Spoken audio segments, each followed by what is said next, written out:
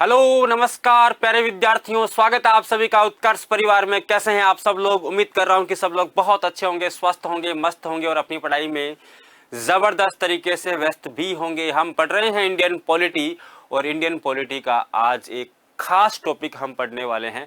आज का टॉपिक आपने रहने वाला है भारत के संविधान की विशेषताएं। भारतीय संविधान की विशेषताओं के बारे में पढ़ेंगे। हमारा संविधान जिसको बनाने में 2 वर्ष 11 माह 18 दिन का समय लगा, एक अथक प्रयास के बाद में हमारे देश की संविधान सभा ने संविधान का निर्माण किया। वो संविधान कैसा है, उस संविधान में कौन कौन सी खास बातें हैं, वे कौन सी विशेष बातें हैं जिन बातों को भारत का संविधान विश्व के अन्य देशों के संविधान से अलग होता है, उन तमाम बातों के बारे में आज हम चर्चा करने वाले हैं। चलिए हम विशेषताओं की ओर बढ़ते हैं। सबसे पहली विशेषता आपके सामने लिखी हुई है, विश्व का सबसे बड़ा एवं लिखित संविधान। भारत का संविधान विश्व का सबसे बड़ा और लिखित संविधान है। ऐसा क्यों कहते हैं? ऐसा कहने के पीछे कारण यह है कि भारत के संविधान में 22 भाग है। संविधान में 22 भाग है, 395 अनुच्छेद हैं। संविधान में 395 अनुच्छेद है और इसके अलावा संविधान के अंदर संविधान में अनुसूचियों की संख्या, ये तो है अनुच्छेद 395 है, अनुच्छेद 395 है और इसके अलावा अनुसूचियों की जो संख्या है, अनुसूचियों की संख्या है, वो अनुसूचियों की संख्या है आपके 12। तो भारत के संविधान में 22 तो चैप्टर हैं, 22 तो भाग हैं, 395 आर्टिकल्स अनुच्छेद हैं और 12 शेड्यूल्स यानी अनुसूचियां हैं। इतने सारे प्रावधान विश्व के किसी भी देश के संविधान में नहीं है।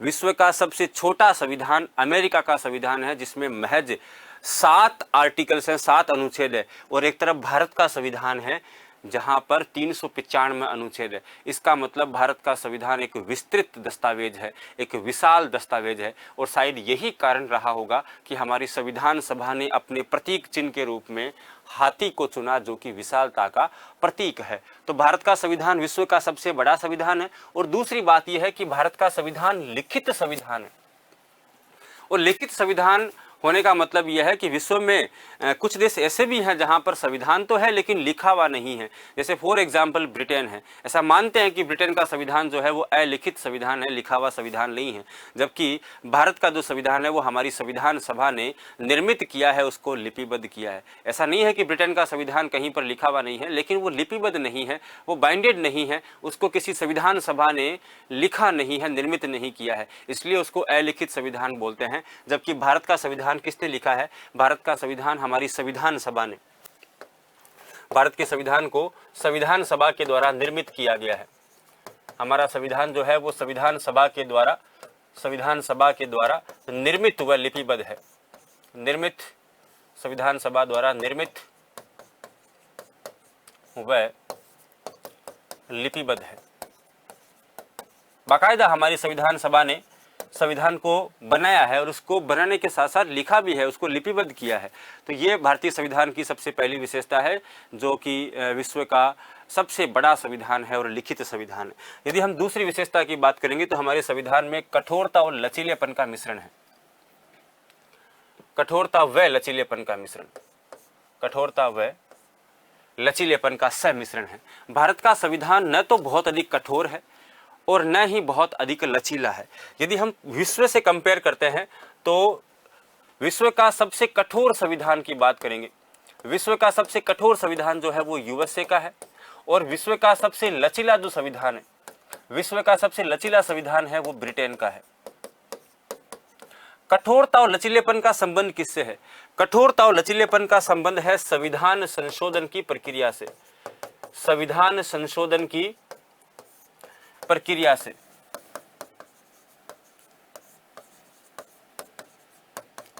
जिस देश के संविधान में आसानी से संशोधन हो जाता है उसको हम कहते हैं लचीला संविधान। जिस देश के संविधान में संशोधन करने के लिए बहुत मुश्किलें आती है, बहुत कठिन प्रोसेस फॉलो करनी पड़ती है, उस देश को संविधान को कहते हैं कठोर संविधान। जैसे फॉर एग्जांपल अमेरिका है, तो अमेरिका का संविधान कठोर संविधान का एग्जांपल है, क्योंकि अमेरिका के संविधान में संशोधन करना, परिवर्तन करना बेहद कठोर है, बेहद मुश्किल है। यही कारण है कि पिछले 250 वर्षों के इतिहास में 1787 में जो है अमेरिका ने अपना संविधान बना लिया था और आज 2024 है और इतने सालों के अंदर अमेरिका के संविधान में महज 27 संशोधन हुए हैं, 27 अमेंडमेंट हुए हैं। एक तरफ भारत है जिसने अपने 75 साल के संवैधानिक इतिहास में 106 संशोधन कर दिए हैं। कुल मिलाकर के हम कह सकते हैं कि यूएसए का संविधान जो है विश्व का सबसे कठोर संविधान है, जिसमें संशोधन करना, परिवर्तन करना बहुत आसान है, जबकि ब्रिटेन का संविधान तो बहुत अधिक लचीला है, इसमें बहुत आसानी से संशोधन हो सकता है। हमने कहा कि नहीं, हमारा संविधान बहुत अधिक कठोर नहीं होगा और न ही बहुत अधिक लचीला होगा, ये दोनों का मिश्रित रूप होगा, मिला जुला रूप होगा। इसलिए हमारे संविधान में कुछ प्रावधान ऐसे रखे गए जिनमें परिवर्तन करना बहुत अधिक कठोर है और कुछ प्रावधान ऐसे रखे गए जिनमें परिवर्तन करना बेहद आसान है। ऐसे प्रावधानों में भारत की संसद साधारण बहुमत से, सिंपल मेजॉरिटी से बिल को पास करके उसमें संशोधन कर सकती है और कुछ प्रावधान ऐसे हैं जिनमें संशोधन करने के लिए संसद के विशेष बहुमत के साथ साथ आधे राज्यों के विधान मंडलों की स्वीकृति की आवश्यकता भी पड़ती है। तो इस प्रकार से हमारा संविधान न तो बहुत अधिक कठोर है न बहुत अधिक लचीला है, ये दोनों का मिश्रित रूप है। अगली विशेषता की हम बात करते हैं, संघात्मक शासन व्यवस्था। भारत में संघात्मक शासन व्यवस्था है। संघात्मक शासन व्यवस्था का मतलब होता है कि भारत में केंद्र के साथ साथ राज्यों को भी शक्तियां प्रदान की गई है। दो प्रकार की व्यवस्थाएं हो सकती है, या तो संघात्मक शासन व्यवस्था हो सकती है या एकात्मक शासन व्यवस्था हो सकती है। संघात्मक और एकात्मक। संघात्मक शासन व्यवस्था का या एकात्मक शासन व्यवस्था का अर्थ क्या है? एकात्मक शासन व्यवस्था का मतलब होता है जहां पर केंद्र बहुत अधिक शक्तिशाली होता है, या हम कह सकते हैं सभी शक्तियां केंद्र के पास होती है, सभी शक्तियां केंद्र के पास। और संघात्मक शासन व्यवस्था का मतलब है केंद्र व राज्य में शक्तियों का विभाजन, केंद्र व राज्य के मध्य शक्तियों का विभाजन।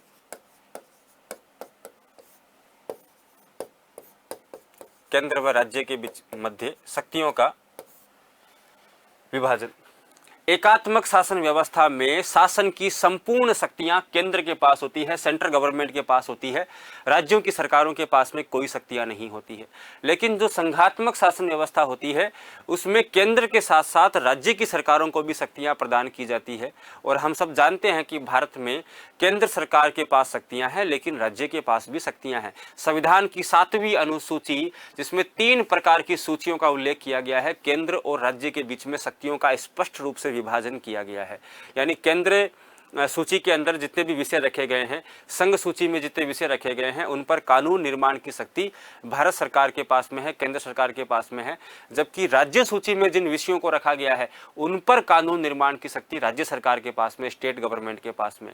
कुल मिलाकर के हम कह सकते हैं केंद्र और राज्य दोनों ही सरकारों को शक्तियां भारत में होती है। इसलिए हम कहते हैं कि भारत में कैसी व्यवस्था है? भारत में संघात्मक शासन व्यवस्था है। लेकिन भारत संघात्मक होते हुए भी कभी कभी एकात्मक हो जाता है। हम कहते हैं कि शांति काल में भारत संघात्मक है, भारत जो है शांति काल में संघात्मक है, शांति काल में संघात्मक है,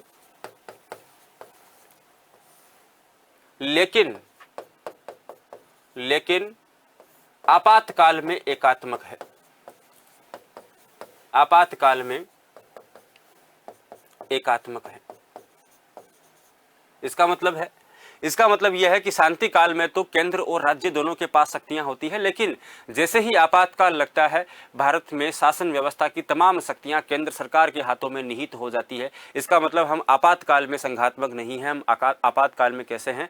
हम आपातकाल में एकात्मक है। तो शांति काल में संघात्मक लेकिन आपातकाल में एकात्मक है, यह भारतीय संविधान की विशेषता। संसदीय सरकार, संसदीय सरकार का सिंपल मीनिंग ये होता है कि भारत में सरकार के जो लोग होते हैं वो संसद के सदस्य होते हैं। जैसे प्रधानमंत्री और मंत्रिपरिषद के जो मंत्री होते हैं वो अनिवार्य रूप से संसद के दोनों सदन यानी राज्यसभा और लोकसभा में से किसी एक सदन के सदस्य होते हैं, ये होना अनिवार्य होता है। तो संसदीय हमारे यहाँ पर सरकार है। इसके अलावा हम कह सकते हैं कि संसदीय सरकार जो होती है उसमें संसदीय सरकार के अंदर राष्ट्र का और सरकार का मुखिया अलग अलग होता है। हम यदि बात करेंगे, विश्व में दो प्रकार की आपको शासन प्रणालियां देखने को मिलती है। एक तो है अध्यक्षात्मक शासन प्रणाली, एक अध्यक्षात्मक शासन प्रणाली है, एक है संसदात्मक शासन प्रणाली। संसदात्मक, संसदीय शासन प्रणाली कह सकते हो, संसदात्मक शासन प्रणाली कह सकते हैं। संघात्मक जो अध्यक्षात्मक शासन प्रणाली है, अध्यक्षात्मक शासन प्रणाली में राष्ट्र का मुखिया और सरकार का मुखिया एक ही व्यक्ति होता है और वो राष्ट्रपति होता है। यानी हेड ऑफ स्टेट और हेड ऑफ गवर्नमेंट, देश का मुखिया यानी राष्ट्र का मुखिया और सरकार का मुखिया, दोनों का मुखिया एक ही व्यक्ति होता है और वो राष्ट्रपति होता है। जैसे अमेरिका, यूएसए के अंदर अमेरिका का राष्ट्रपति अमेरिका देश का मुखिया होने के साथ साथ अमेरिका की सरकार का मुखिया भी होता है। दोनों का मुखिया एक ही व्यक्ति होता है अध्यक्षात्मक शासन व्यवस्था में। लेकिन संसदात्मक शासन व्यवस्था में देश का मुखिया अलग होता है, सरकार का मुखिया अलग होता है। देश का मुखिया यानी राष्ट्र का मुखिया राष्ट्रपति होता है, लेकिन सरकार का जो मुखिया होता है वो प्रधानमंत्री होता है, पीएम होता है, प्राइम मिनिस्टर होता है। इसका मतलब हो गया कि हेड ऑफ स्टेट होता है प्रेसिडेंट और हेड ऑफ गवर्नमेंट होता है आपके प्राइम मिनिस्टर, दोनों अलग अलग होते हैं। तो भारत में कैसी व्यवस्था अपनाई गई है? भारत में हमने संसदात्मक शासन व्यवस्था को अपनाया है, संसदीय सरकार की व्यवस्था को अपनाया है। एकल नागरिकता, सिंगल सिटीजनशिप, भारत ने एकल नागरिकता के प्रावधान को अपनाया है। यानी भारत में रहने वाला जो व्यक्ति है वो भारतीय नागरिक है, केवल और केवल भारत का नागरिक है, वो किसी राज्य का नागरिक नहीं है। हम सब लोग जो देश में रहते हैं हम किसी न किसी राज्य के निवासी हैं, लेकिन नागरिक कहाँ के हैं? भारत के हैं।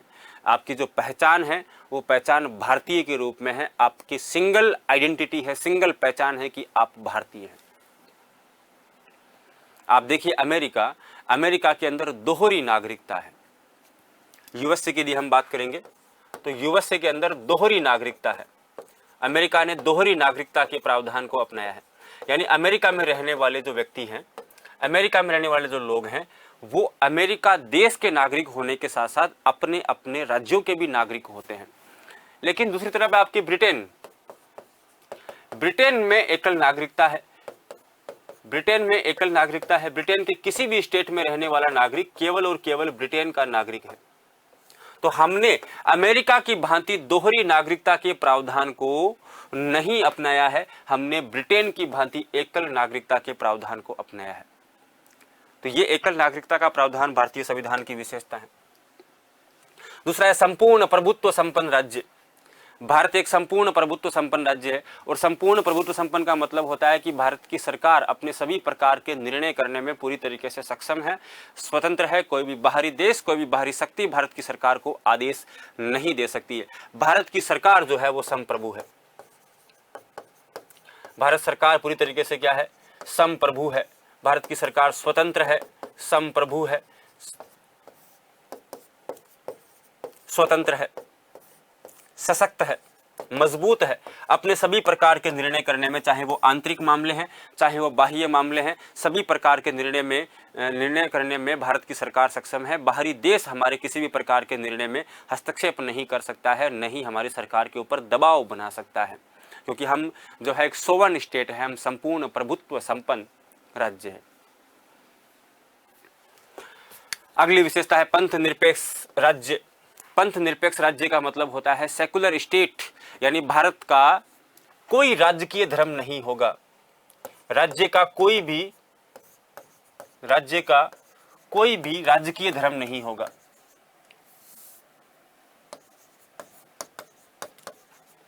राजकीय धर्म नहीं होगा।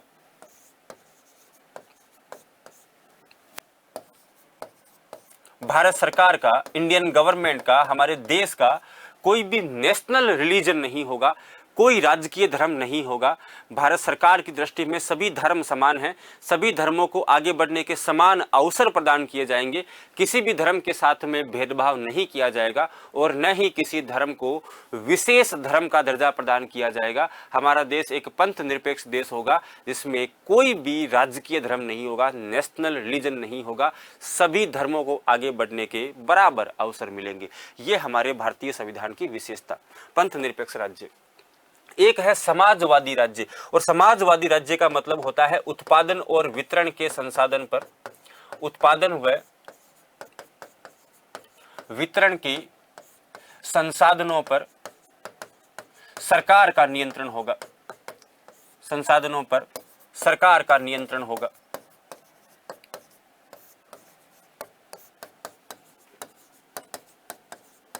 उत्पादन और वितरण के जो संसाधन हैं उनको गवर्नमेंट कंट्रोल करेगी, सरकार कंट्रोल करेगी, उनके ऊपर सरकार का नियंत्रण होगा। तो भारत में ऐसा होता है, हॉस्पिटल कौन बनाएगा? तो गवर्नमेंट बनाएगी। कॉलेज कौन बनाएगा? गवर्नमेंट बनाएगी। सड़कें कौन? गवर्नमेंट बनाएगी। बैंक कौन खोलेगा? तो गवर्नमेंट खोलेगी। कुल मिलाकर के हमने समाजवादी राज्य की अवधारणा को अपनाया है, जिसका एक उद्देश्य है लोक कल्याणकारी राज्य की स्थापना करना, वेलफेयर स्टेट स्टैब्लिश करना, जिसके माध्यम से सभी लोगों को सामाजिक, आर्थिक और राजनीतिक न्याय की जो अवधारणा है उसकी पूर्ति की जा सके। तो समाजवादी राज्य है हमारा। लोकतांत्रिक गणराज्य, तो भारत में क्या है? लोकतंत्र है, भारत में डेमोक्रेसी है, और लोकतंत्र का मतलब होता है जनता का शासन, ऐसी शासन व्यवस्था जिसमें जनता पार्टिसिपेट करती है, जिसमें जनता भागीदारी निभाती है, जिसमें जनता का शासन होता है। Of the people, by the people and for the people की जो अवधारणा है लोकतंत्र की, वो भारत के अंदर स्थापित की गई है आजादी के बाद में। हालांकि हम प्रत्यक्ष लोकतंत्र नहीं है, हम अप्रत्यक्ष लोकतंत्र हैं। अप्रत्यक्ष लोकतंत्र जिसको हम कहते हैं प्रतिनिधि लोकतंत्र, प्रतिनिधि लोकतंत्र, यानी हमारे देश में प्रत्यक्ष रूप से जनता शासन व्यवस्था में भागीदारी नहीं निभाती है, अपितु जनता अपने प्रतिनिधियों का चुनाव करती है और जनता के द्वारा चुने हुए प्रतिनिधि शासन व्यवस्था को संचालित करते हैं। इसलिए हम कहते हैं हमारे देश में अप्रत्यक्ष लोकतंत्र है या प्रतिनिधि लोकतंत्र। दूसरी ओर हमारे देश में गणराज्य है। India is a republic country, एक गणराज्य है, गणतंत्रात्मक देश है, जहां पर राष्ट्राध्यक्ष वंशानुगत नहीं होता है। हमारे यहाँ पर राष्ट्राध्यक्ष वंशानुगत नहीं होता है, अपितु निर्वाचित होता है। और राष्ट्राध्यक्ष कौन होता है भारत में? राष्ट्रपति। इसका मतलब भारत में राष्ट्रपति क्या होता है? राष्ट्रपति इलेक्ट होता है, निर्वाचित होता है, निर्वाचित होता है। दूसरी तरफ हम कहते हैं राजतंत्र, जैसे ब्रिटेन है, तो ब्रिटेन में राजा का बेटा ही राजा बन सकता है। भारत में ऐसा नहीं है, भारत में गणतंत्र को अपनाया गया है, जहां पर राजा का बेटा यानी राष्ट्रपति का बेटा राष्ट्रपति नहीं होगा। हमारे यहाँ पर जो राष्ट्रपति होगा उसका हर 5 साल में चुनाव होगा और हर 5 साल में हम नए व्यक्ति को राष्ट्रपति के रूप में चुनेंगे। तो राष्ट्रपति निर्वाचित होता है, यह अवधारणा कहलाती है गणराज्य। यदि राष्ट्रपति का बेटा ही राष्ट्रपति बनता तो उसको हम कहते हैं वंशानुगत शासन व्यवस्था, यानी हम उसको कहते हैं राजतंत्र, वो फिर गणतंत्र नहीं है। तो लोकतांत्रिक गणराज्य भी भारतीय संविधान की क्या है? विशेषताएं हैं। और सार्वभौमिक वयस्क मताधिकार, भारत ने सार्वभौमिक वयस्क मताधिकार को अपनाया है, यानी भारत में रहने वाला कोई प्रत्येक नागरिक, चाहे वो अमीर है, गरीब है, शिक्षित है, अशिक्षित है, महिला है, पुरुष है, किसी भी जाति, धर्म, मजहब में पैदा हुआ है, इस बात से कोई फर्क नहीं पड़ेगा। वह यदि भारत का नागरिक है तो वह मतदान कर सकता है, वो वोट दे सकता है। सार्वभौमिक वयस्क मतदान का अधिकार प्रदान किया गया है। आजादी के पहले ब्रिटिश काल में जब 1919 के अधिनियम में वोटिंग राइट दिया गया था, वो वोटिंग राइट संपत्ति कर और शिक्षा पर आधारित था। यानी एक बहुत छोटा समुदाय जिसके पास में प्रॉपर्टी है, जिसके पास में एजुकेशन है, शिक्षा है, और जो सरकार को टैक्स पे करते हैं, केवल वही लोग मतदान कर सकते थे। आज़ादी के बाद में हमने कहा कि नहीं, भारत में प्रत्येक नागरिक को मतदान करने का अधिकार है। जो कि वयस्क हो गया है, जिसकी एक निर्धारित आयु हो गई है, वह प्रत्येक व्यक्ति जिसकी आयु 21 वर्ष हो गई है। मूल संविधान के अंदर 21 वर्ष थी। 21 वर्ष से अधिक आयु का भारत का प्रत्येक नागरिक मतदान कर सकता है, अपनी सरकार को चुन सकता है। लेकिन इस आयु को कम किया गया और इस आयु को कम करके और वर्तमान में इसको कर दिया 18 वर्ष। तो वर्तमान में मतदान करने की आयु कितनी है? 18 वर्ष। और ये 21 वर्ष से 18 वर्ष की गई है। इसके लिए संविधान में संशोधन किया गया। वो संविधान में संशोधन था आपके 61वां संविधान संशोधन 1989। 61वें संविधान संशोधन 1989 के माध्यम से 61 कॉन्स्टिट्यूशन अमेंडमेंट 1989 के माध्यम से और वयस्क मताधिकार की आयु 21 वर्ष से घटा करके 18 वर्ष कर दी गई। तो सार्वभौमिक वयस्क मतदान का अधिकार यह भी भारतीय संविधान की एक प्रमुख विशेषता है।